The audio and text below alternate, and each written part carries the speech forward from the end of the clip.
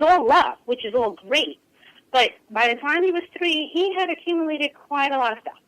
And his birthday happens to be in October, right around Christmas time. And, he was in the, I want. And I'm looking at his room, and it's just filled with stuff, some of which he hadn't even touched in I don't even know how long. So I sat him down. I'm like, okay, how are we going to do this? And again, I was young. I mean, when he was 3, I was, I don't know, late 20s. So I'm like, okay. So I sat him down, and I'm like, Mike.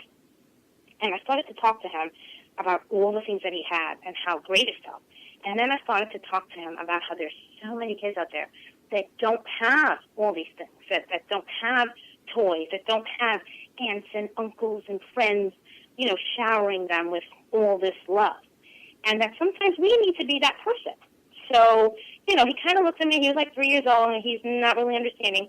So I took him in the car, and I drove him around neighborhoods that you could clearly see were just not as blessed, so to speak. Yeah. I'm not sure if that's even the right word, but you know exactly what I'm talking about. I do. Yeah, impoverished neighborhoods. And yes, and he sees them, and he sees the tattered clothes, and he doesn't see toys, and he doesn't see anything. He sees people sitting on a stoop doing nothing, almost with blank faces, and it's like, and he was just floored. And I remember his face. I remember, I'm like, oh my God, he got it. And quite honestly, in that moment, I was a little scared. I'm like, what is this going to do, again, going on the fly.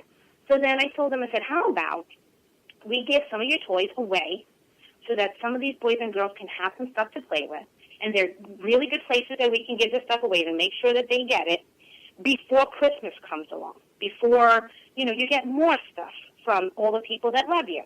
Well, he went into his room and ransacked the place. I mean, he was giving everything away. It was like, everything has to go. Everything has to go. So sweet. And I was like, no. I'm like slowing him down. I'm like, no. And then, again, on the fly, in that moment, now I had to show him boundaries. I'm like, no, you can't do all or nothing. Find a place. You're going to love this, or you're going to miss it if you don't have this particular one, right? He goes, yes. But this one, when was the last time you touched it? And he's like, okay, all right, that one can go. And then kind of morphed into that. But to this day, and because I did the same thing with my daughter, every season we purge and we give. As a matter of fact, he just came home yesterday from college, his second year of college, and I was out running a ton of errands. I wasn't here to meet him. And we're in a new home, and we've rented for 10 years, so this isn't a home that we own now. So his room is his room. And I came in, and I saw a big box in the garage, and I walked upstairs, and he was putting his room together, just doing what he's doing, putting everything away. He's trying to figure out how he wants to decorate it. He's changing this. He's like, I need Dad to help me put this up here.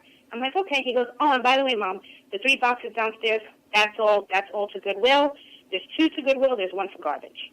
And I'm sitting there. I'm like, okay, I want to parent, but at that moment, it was almost for me like, wow, I did a good job. Oh, that's going to make me cry. That's so good. Right, and I was like, that made me cry. I'm looking at him. I was like, oh, my goodness. So all I did was say, wow, Michael, that's fantastic. I'm not going to go too crazy. I told him, I'm so happy to have you home, so happy to have you in your room. This is great. That's great. And I walked out because I didn't want to make it a bigger deal than what it was. But I'll be honest with you, it was a big deal to me because it was a culmination of 19 years. Wow. Yeah. And then with my daughter, with my daughter, it's different, very different. With Michael still operates with less based on that lesson. You know what I mean? He will still operate with less.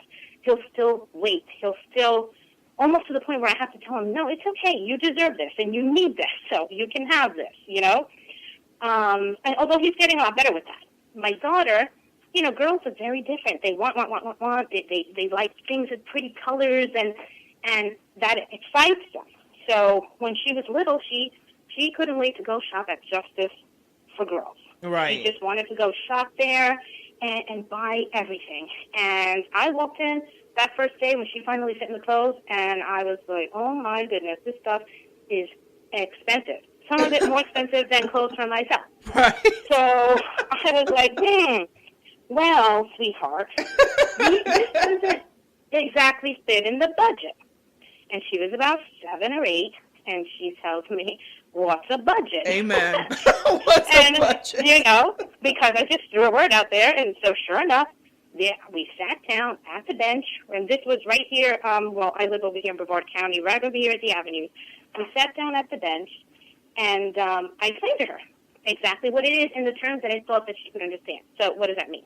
I said, well, we live in a home, and that home has to be paid for. When you turn the lights on and they go on and off because you need to find something, that has to be paid for. When you eat breakfast, lunch, and dinner so that you can stay healthy and all that stuff has to be paid for. All these things so that you can live a good life, those things must be taken care of first. Then after that, with some stuff left over that you've saved, that you've this, that you've that, then you can enjoy some of the good stuff. And if it doesn't fit in that budget with what you have coming in and what you have going out, then you either can't get it or you have to save for it. And I'll be honest with you, I wasn't sure if she was going to get that lesson right then and there, but she just looked at me and was like, okay. But then her next question, very insightful, was, well, then how do we save for it? Or how can I get enough? My first thing was to go, well, let's go to the clearance rack. It's always in the back. So, yes. Teach her about the clearance. Yes, to this day, that little girl, she just cracked me up. She is one of the most savviest shoppers I've ever known. This girl will not pay retail for anything. She knows how to get the discount off. She knows where to get the discount off. She knows what time, if it's here on this day, she knows exactly when it's going to be on sale, either 12 days later or what have you. So she still has her wants and desires, but she figured out for herself how to get it so it doesn't ruin her. And that's kind of, for me, I thought that was fantastic. I thought, wow, she learned that lesson. And obviously it goes a little bit deeper with finances and what they need and all that. But I think those two lessons are key to understanding how I did that, how I taught them.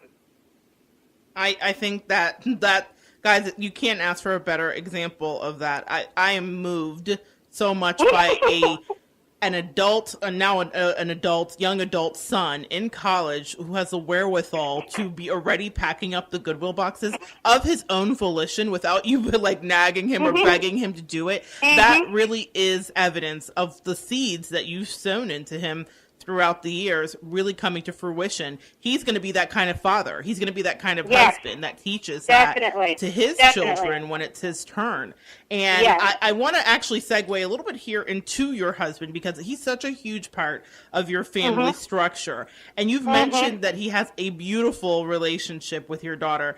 Can you tell us a little bit about that? Because I think that a lot of women would be interested to know. Also, I think that a father in the house shifts the way that a woman views the world and goes through the world. So can you tell us about his relationship with your daughter?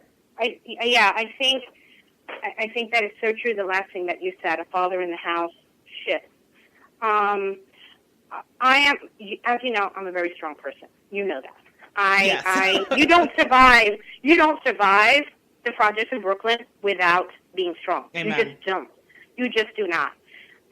It's impossible. So I am very strong. And not to come out to the life you have, too, Miss Cynthia. Exactly. You've made a beautiful life for yourself, especially coming from that. So I give you hats off and kudos for that. Thank you. But what I want to tell you is that there is a lesson even in that. That same temperament to temper to balance. To say, yep, I could do it. Yep, I need a man. Yep, I could do this. I could do that. Yes, I could do all those things. I have done all those things.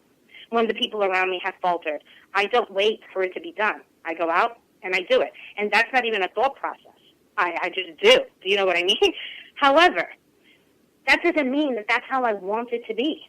I don't want it to be like that. I wanted to find someone that I can share my life with. I wanted to find someone that I could lean on, who could also lean on me. I wanted it all. I wanted the family unit. I think we all do, if we're really true to ourselves. You know what I mean? Yeah. Whatever that family unit means to you. Exactly. You want that. So to negate that negates yourself and also negates your possibilities, your potential. So I will say that, I mean, my husband, I can't say enough about my husband. He is just, he's an amazing man. He's an amazing father.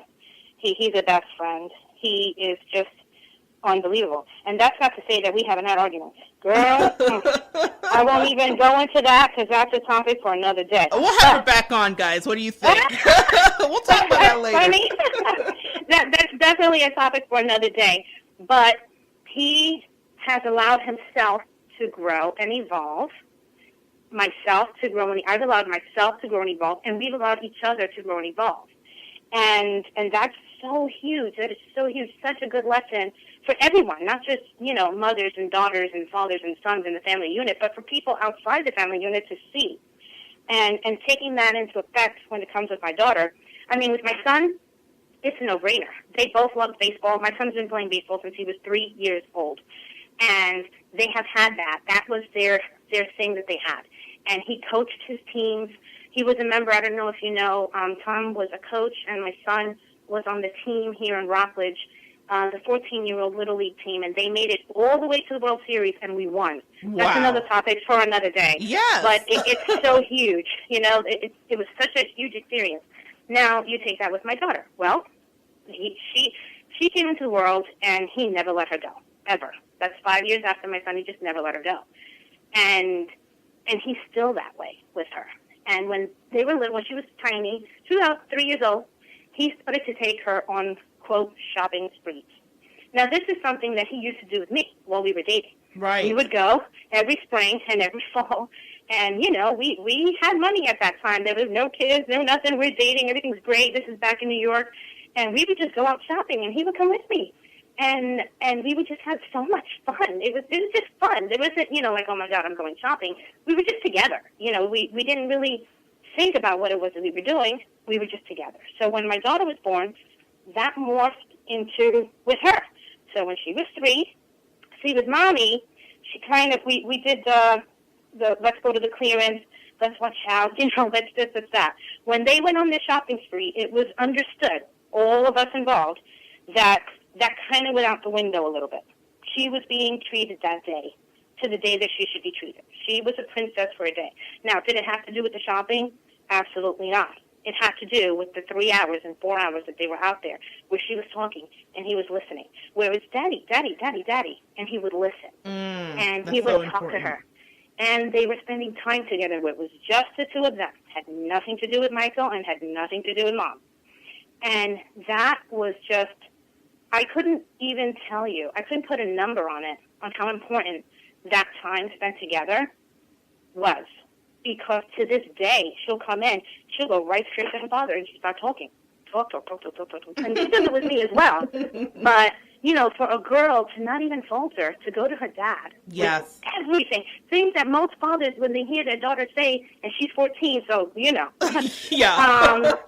She might as well be 25 with some of the stuff that, but she's so open. We've made it so that she can be open, so that she can say all those things, so that we can have this dialogue with her. And she doesn't even think about it. She just walks in, Dad, yep. And then he'll look at me like, oh, my God, she just hit me with whatever it is.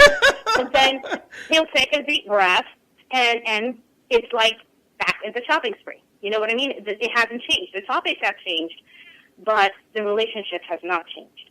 And one of those things, which is so funny, this might be very embarrassing. She's probably going to tell me to know that I would even say this out loud. But because they've been shopping since she was 3, as you get older, you need different things. Mm-hmm. You need underclothes. Right. You become a young lady, and you need even more underclothes. Yes. You become a young lady, and you want lots of underclothes because you love wearing all that stuff. She's girly that way. She definitely is. She loves it. Well, he's the one that takes her shopping every 3 to 4 months, and she'll walk in the door, and she's like, Dad, it's time for 5 for 27. And what does that mean? Well, anybody who goes to Victoria's Secret or Pink knows that they have a sale. You get 5 pair of underwear for $27 or something along that gamut. And he just looks at me and laughs, but she'll look at Dad. It's time for 5 for 27. The sale is on. We got to go. And he's like, okay. And he just gets in the car, and they go over, and she's picking through all her stuff, and he's holding the basket with all the stuff. No shame in his game. There's no shame. There's no shame on either one of them. Because really, what would there be to be? Exactly. There's nothing to be shameful of. It's just clothes. You know?